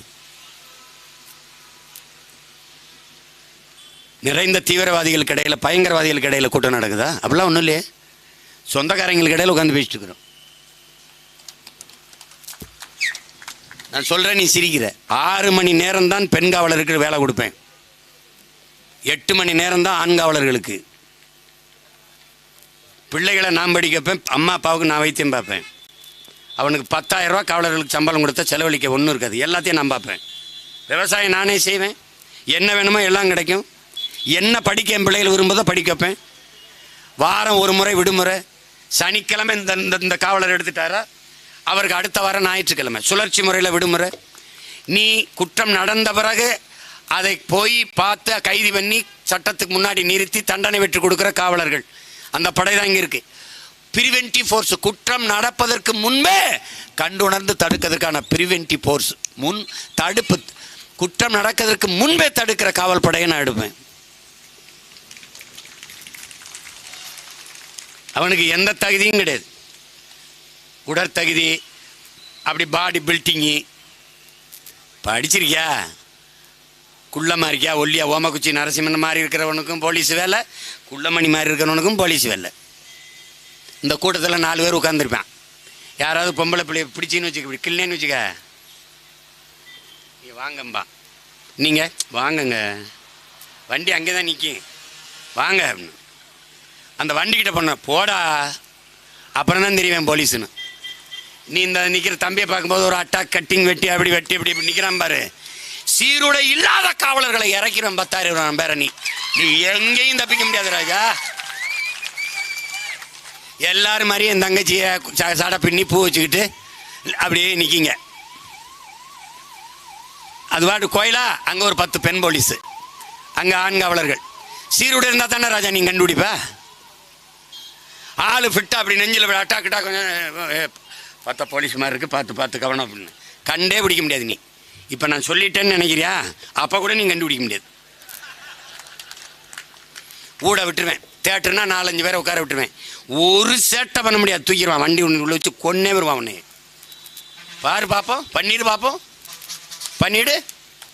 இவங்கள மாதிரியாடா குடிக்க போகும்போது காரில் போகலாம், குடிச்சிட்டு கார் ஓட்டி வரக்கூடாது. அப்போ என்ன பண்ணணும், அங்கே ஒரு ஆம்புலன்ஸை நிறுத்துறா, அங்கே ஒரு அரசு வண்டியை நிறுத்து. நீ தான் குடிகாரல் என்று சொல்லக்கூடாது, மதிப்பிரியர்களை காப்பாற்று. அவன் தான் நாட்டை காப்பாற்றிக்கிட்டு இருக்கான். ஒரு பையன் டாஸ்மார்க்குன்னு ஒரு படம் எடுத்தான் தம்பி, அதில் ஒருத்தன் பேசுவான், மச்சான் குடிச்சா நாம தாண்டா தள்ளாடுறோம், குடிக்கலைன்னா நாடு தள்ளாடிடும்டா அப்படின்னா. அதுதான் இவருடைய அட்மினிஸ்ட்ரேஷன், நிர்வாகம். ஆகச்சிறந்த ஆட்சி, ஈடு இணையற்ற ஆட்சி, 2 ஆண்டே சாட்சி. இப்படிலாம் பேச இருக்கா உங்களுக்கு மனசாட்சி? ஐயோ, கொடுமை உள்ள புகுத்தி விட்டுருவேன். ஒன்றும் பண்ண முடியாது. நீ வணிக வளாகமா, சந்தையா, தெருவா, திருவிழாவா, தப்பிக்க முடியாது ராஜா, பிச்சு விட்டுருவேன். நீ தங்கிலீஷ் பேசு. ஏய், அங்கே ரஷ்யாவிலேருந்து லாட்வியா பிரிஞ்சு வருது. லாட்வியா ரஷ்ய மொழியே பேசுவாங்க, அவங்க எல்லாம் பேசிட்டு வந்தான். அப்படி தான் இந்த உக்ரைனு இதெல்லாம் பிரிஞ்சு வருது. அப்போ இந்த லாட்வியாவில் ரஷ்ய மொழியை கலந்து பேசணும். அப்போ நம்ம சமஸ்கிருதம் ஆங்கிலம் கலந்து பேசுகிறோம்ல. மச்சான் ரன்னிங் ஓடுவோமா? அதான் ஓடுவோமாங்கிறிய, அப்புறதுக்கு ரன்னிங்கை போடுற. அந்த கேட்டு கதவை சாத்திட்டு வா தம்பி, தம்பி இந்த கேட்டு கதவை போடு தம்பி, போட்டு வா, மூடிட்டு வா தம்பி. அப்படி தானே இவன் பேசுறது, அப்படி தானே சொல்லுவான், அப்படி தானே. அந்த டிவியை போடு அப்படிம்பேன், தூக்கி தலையில் போட்டேங்க அப்படின்னு. எல்லாவற்றுக்கும் தமிழில் சொல்லு இருக்கு. ஒருத்தட்ட தடத்தில் இருங்கன்ட்டேன். எப்படி தடத்தில் இருங்கன்னு லைனில் இருக்கு சொல்றீங்க, அப்படி தானே? ஆமாங்க, அதுதான் தடத்தில் இருங்கன்னு சொன்னேன். தமிழ் மாதிரி ஒரு மொழி உண்டா? பல லட்சம் கலை சொற்கள், உயிர் சொற்களை கொண்ட உலக மொழி முதன்மொழி தமிழ். எந்த மொழியின் துணையும் இன்றி தனித்து இயங்கக்கூடிய உயர்தனி செம்மொழி உலகத்தில் உண்டென்றால் அது தமிழ் தான். அதனால்தான் உயர் தனி செம்மொழின்னா. உலகத்தின் எம்மொழியும் துணையின்றி இயங்கும். நாம சொல்ல உலக பேரறிஞர்கள் சொல்றான், மொழியில் ஆய்வறிஞர் சொல்றான்.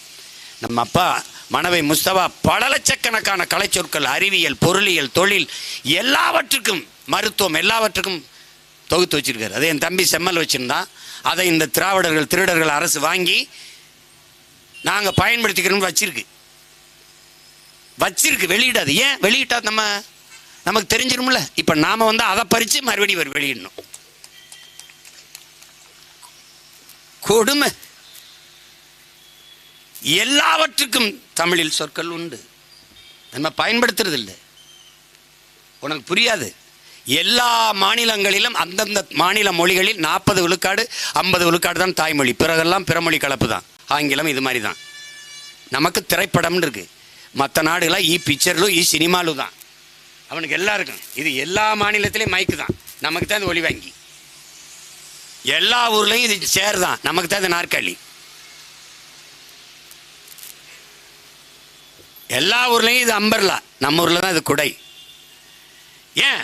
தமிழ் பெருங்கடலடா, உலக மொழிகளின் தாயடா. அதை பேசுறதுக்கு ஒன்றும் இல்லை. அந்த லாட்வியாவில் ரஷ்ய மொழியை கலந்து பேசினான். லாட்வியா தாய்மொழி மீட்சிக்கு ஒரு சட்டம் போட்டுச்சு. நான் சொன்ன மாதிரி சீருடை இல்லாத காவலரை உள்ள அனுப்பிட்டுது. இந்த கூட்டத்தில் டீ சாப்பிடுமா, டிஃபன் சாப்பிடுமா நீ பேசுனீன்னு வச்சுங்க, இங்கே வாங்க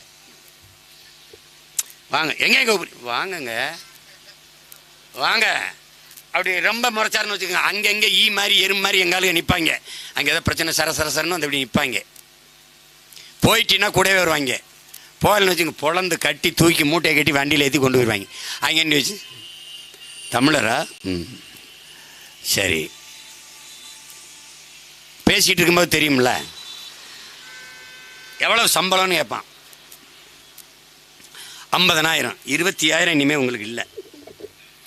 தாய்மொழியோடு நீங்கள் பிறமொழி கலந்து பேசுனீங்கன்னா 25,000 இல்லை. இப்படி ஒரு சட்டம் போட்டால் எவனாவது இங்கிலீஷ் கலந்து பேசுவானான்னு மட்டும் பாரு.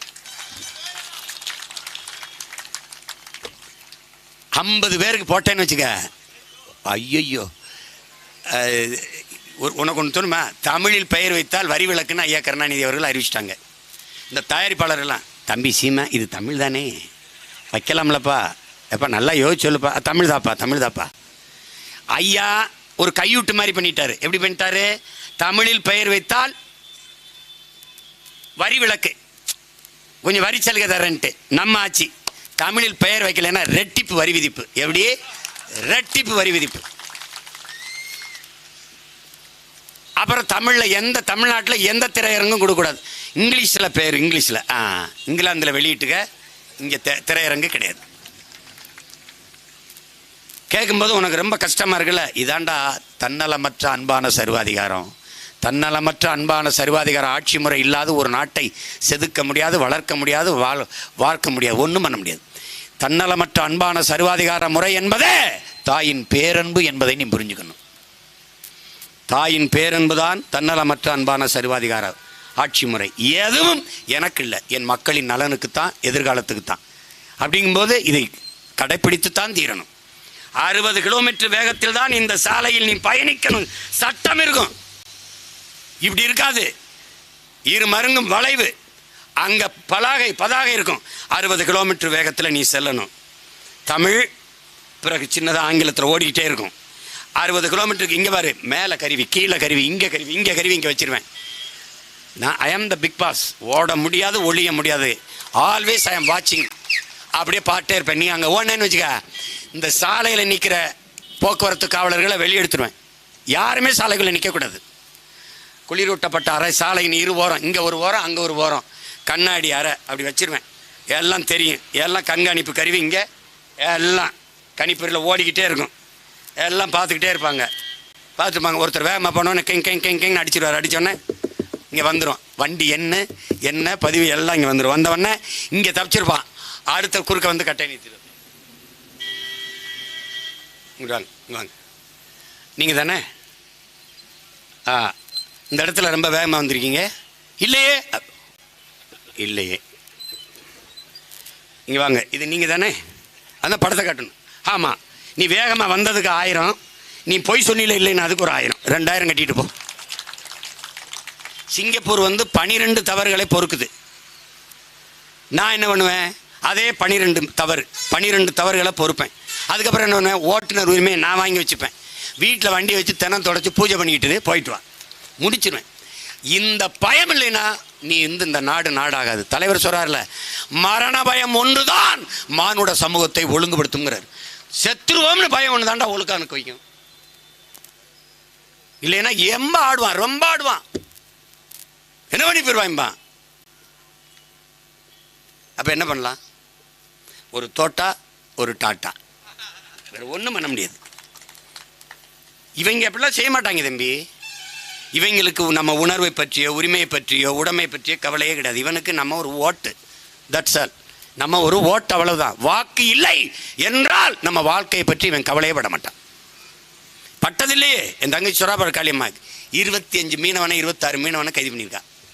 உனக்கு மீனவன் உலக மானுடர்களின் உணவு தேவையில் 33 விழுக்காட்டை நிறைவு செய்வது மீன். அந்த மீனை பிடித்து உனக்கு தருபவன் மீனவன். அவன் இல்லைன்னா என்ன நீ? 33 விழுக்காடு உணவு தேவையை நிறைவு செய்வது மீன். இவன் ஏன் கொல்லப்பட மாட்டான்? அதிகாரத்தில் இப்போ மீன் சாப்பிட மாட்டான். வந்தா வெங்காயமே நான் சாப்பிட்றதில்ல, வெங்காயம் விளையாடுனா எனக்கு என்னன்ட்டானே. நான் கேட்டேன், நீ மாட்டுக்கறி கூட வந்து திங்கிறதுல நான் சாப்பிட்டா உனக்கு என்ன வலிக்குதுன்னு கேட்டேன். நீ அதை இது மாதிரி விட்டு போண்டி தானே. நீ என்ன நினைக்கிற? விக்கிரவாண்டியில் இருக்க வேளாண்குடி மக்கள் அது மீனவன் பிரச்சனை. மீனவன் நினைக்கிற அது விவசாயி பிரச்சனை. நீ நினைக்கிற அவன் தானி ஓட்டுறவன் பிரச்சனை. நீ நினைக்கிற அது மாணவன் பிரச்சனை. அவன் என்ன நினைக்கிறான்? அது மருத்துவர் பிரச்சனை. மருத்துவர் அது ஆசிரியர் பிரச்சனை. ஆசிரியர் போக்குவரத்து தொழிலாளர் பிரச்சனை. இது எல்லாம் அவரவர் பிரச்சனை. நாம் தமிழர் கட்சிக்கு இது எங்கள் பிரச்சனை, என் இனத்தின் பிரச்சனை. படையாட்சிக்கு அடி விழுந்தால் பறையருக்கு வலிக்காது, பறையருக்கு விழுந்தால் படையாட்சிக்கு வலிக்காது, தேவருக்கு விழுந்தால் தேவேந்தருக்கு வலிக்காது, கோணாருக்கு விழுந்தால் நாடாருக்கு வலிக்காது, நாடார் முதுகில் அடி விழுந்தால் உடையாருக்கு வலிக்காது, பிள்ளை முதுகில் அடி விழுந்தால் முதலிக்கு வலிக்காது. ஆனால் இந்துக்கு அடி விழுந்தால் இஸ்லாமியங்கிறது வலிக்காது, இஸ்லாமியங்கிறது இந்துக்கு வலிக்காது. இதில் யார் முதுகில் அடி விழுந்தாலும் தமிழ் தேசிய பிள்ளைகளுக்கு வலிக்கணும். அவன் தாண்டா இனம் மான உணர்வு கொண்ட தமிழ் பிள்ளை. அது இல்லைன்னா நீ வெல்வது கடினம். உனக்கு அரசியலும் இல்லை, அதிகாரம் இல்லை. உதயநிதிட்ட கொடுப்ப, அப்புறம் இன்பதிட்ட கொடுப்ப, நீ சுடுகாட்டில் போய் கள்ளச்சாராயம் குடித்து படுப்ப. வேணா இன்னைக்கு 10 லட்சம், அவங்க அப்பா 10 லட்சம் கொடுத்தனால அவர் கொஞ்சம் விலை உயர்த்தி 20 கொடுக்கலாம், 20 கொடுக்கலாம். இந்த நிலையை மாற்றணும். அதுதான் நம்ம அரசியல் மாறுதல் சொல்றது. இதுதான் செய்தி அரசியல் இல்லாது செயல் அரசியல், சேவை அரசியலுக்கு போவதுதான் இங்கே. அதுதான் முக்கியம். அந்த அரசியலை கட்டமைக்கத்தான் உங்கள் பிள்ளைகள் இவ்வளவு பாடுபடுறோம். இவர்கள் இந்த நிலத்தில் இருக்கிற அரசியலுக்கு எங்களுக்கும் 5000 கிலோமீட்டர் வித்தியாசம் இருக்கு, தூரம் இருக்கு. இதுக்கு எல்லையிலே நாங்க வரல. நாங்க இவர்களை வீழ்த்த வரல, தோக்கடிக்க வரல. நாங்க வெல்ல வந்திருக்கோம். நாங்க வெல்லணும். நாங்கள் வெல்வது ஒன்றுதான் இந்த தமிழ் தேசிய மக்களுக்கான உரிமை பெற்றுக் கொடுக்கும், உடைமையை பெற்றுக் கொடுக்கும். பாரு, சொந்த பட்டா நிலத்துல வீடு கட்டியிருக்கான். அதை இடிக்க காவலர்களோட வந்ததுனால ஒரு இளைஞன் தீ குடிச்சு செத்து போயிட்டான். பாரு, இன்னைக்கு வலைவழியில் அதுதான். எதை பற்றியுமே கவலை கிடையாது இவர்களுக்கு. கவலைப்பட மாட்டார்கள். ஏன்? வாக்குக்கு காசு கொடுத்து வாக்கை பெற்றுவிட முடியும் என்கிற நிலை இருக்கிற வரை செயல் அரசியல், சேவை அரசியல் கேள்விக்குறிதான். என்ன காசு கொடுத்தாலும் வாங்கி கொண்டு அவர்கள் விரும்பியவர்களுக்குத்தான் வாக்கு செலுத்துவார்கள். காசை வாங்கினாலும் பிடிக்கவில்லை என்றால் தோக்கடிப்பார்கள் என்ற அச்சம் வரும்போதுதான் நல்ல அரசியல் பிறக்கும். நீ ஏன் ரொம்ப தூரம் போற? அருகில் இருக்கிற கேரளா தானே, இங்க இருந்து கொஞ்சம் தூரம் தானே, போய் பாரு. வாக்குக்கு காசு கொடுக்குற முறை இருக்கான்னு பாரு. இருக்கா? ஒரு பிளாஸ்டிக் தாள், ஒரு பாலித்தீன் பேப்பர், ஒரு பிளாஸ்டிக் குடம், ஒரு சீம கருவேல மரம் செடி காட்டு. ஒரு படம் எடுத்துட்டு வந்து என்கிட்ட காட்டு, நான் பேசுறதை நிறுத்திறேன், காட்டு. அவர்களால் அவர்கள் நிலத்தை பாதுகாக்க முடிகிறது. ஆனால் அவர்களுடைய மருத்துவ கழிவை, ஆடு மாட்டு கழிவை, மற்ற கழிவுகளை எல்லாம் அவர் மாநிலத்தை தூய்மையாக வைத்துக் கொண்டு நம்ம தமிழ்நாட்டில் வந்து கொட்டுகிறார்கள். தமிழ்நாடை அவர்களின் குப்பை மேடாக ஆக்குகிறார்கள். இங்கே ஆளுகிறவர்கள் அதை தடுக்க முடியாது. ஏன்? அவர்களுக்கு அக்கறை கிடையாது. அவருக்கு தெரியாதா கேரளா கழிவை இங்கே கொட்டுறான்ட்டு? தெரியாதா? தெரியும். நாடு எப்படி போனா என்ன? பள்ளிக்கரணை இயற்கையின் சதுப்பு நில ஏரியை அரும்பெரும் கொடையை குப்பை மேடாக மாற்றியவர்கள்ட்ட போய் இதையெல்லாம் பேசி என்ன பயன் இருக்கு? ஆர்கே நகரில், எழில் நகரில் 100 ஏக்கரில் பாலித்தீன் பிளாஸ்டிக் குப்பைகளை கொட்டுகிற குப்பை மேடை உருவாக்கியவர்கள். 100 ஏக்கரில் ஏரி வெட்டி இருந்தால் சென்னை பெருநகரின் நீர் பஞ்சம் குறைஞ்சிருக்கும். கூவத்தை சுத்தம் பண்ணுவேன் தேர்தல் நேரத்தில் சொல்லிட்டு பல ஆயிரம் கோடி ஒதுக்கிட்டு ஏன் நீங்க சுத்தம் பண்ணல? அங்க முதல கிடக்குன்னு சொல்லிட்டு வெளியில வந்த பெருமகன் தான். ஏன்? அதை விட பெருமுதல இங்கே ஆட்சியில் இருந்ததுனால ஒழிக்கணும், இதை வீழ்த்தணும். அப்படின்னா என்ன பண்ணணும்? நாம வளரணும். அவன் குள்ளமாக வேண்டும் என்று நீ போராடாத, நீ வளர வேண்டும், உயரமாக வேண்டும் என்று போராடு. அதான் இருக்கிற கோட்பாடு. நேர்மையான சிந்தனை, நேர்மையான எண்ணம் 2 மடங்கு வலிமையை தரும் என்கிறார்கள். நீ அதை உன் எண்ணத்தில் வளர்த்து கொண்டு நாம் வெல்ல வேண்டும். அதை தவிர இந்த இனம் வாழ்வதற்கு, எழுவதற்கு வாய்ப்பே கிடையாது. உன் மொழி மீட்சியுற, உன் இனம் எழுச்சியுற, உனக்கு அரசியல் அதிகாரம் வர, அதை வைத்து ஒரு நில வளத்தை, நீர் வளத்தை, காட்டு வளத்தை, கனிம வளத்தை, மண் வளத்தை, மலை வளத்தை பாதுகாக்க இருக்கிற ஒரே வழி நீ வெல்வதுதான். அதிகாரத்தை பிடி, அதற்கு பிறகு அடி. அதுவரை பொறுமையை கடைப்பிடி, வேற வழி கிடையாது. பொறுமை என்கிற மரத்தின் வேர் எப்போதும் கசப்பாக இருக்கும். அந்த மரத்தின் கனி அருமையாக, மிகச்சுவையாக, தித்திப்பாக இருக்கும் என்கிறார் தலைவர். அதை கற்றுக்கொண்டு என் அன்பு பிள்ளைகள், இந்த களத்தில் இன்னும் சரியாக 3-4 நாட்கள் தான். எதை பற்றியும் கவலைப்படாத. உறுதியாக நாம் வெல்ல போகிறோம். ஒரு நாள் வெல்ல போகிறோம். இந்த உலகம் நம்மை திரும்பி பார்க்க போகிறது. ஆகச் சிறந்த ஆட்சியை, நம் முன்னவர்கள் கனவு கண்ட ஆட்சியை தமிழர் தாய் நிலத்தில் நாம் நிறுவப் போகிறோம். அதை உறுதியாக நீங்கள் நம்புங்கள். களத்திலே நில்லுங்கள், வெல்லுங்கள், உலகத்திற்கு உறக்கச் சொல்லுங்கள். புரட்சி எப்போதும் வெல்லும். நாளை உங்கள் பிள்ளைகள் எங்களின் வெற்றி அதை சொல்லும். இலக்கு ஒன்றுதான், இனத்தின் விடுதலை. இனம் ஒன்றாவோம், இலக்கை வென்றாவோம். இந்த கோட்பாட்டை ஒவ்வொரு நாளும் உச்சரியுங்கள்.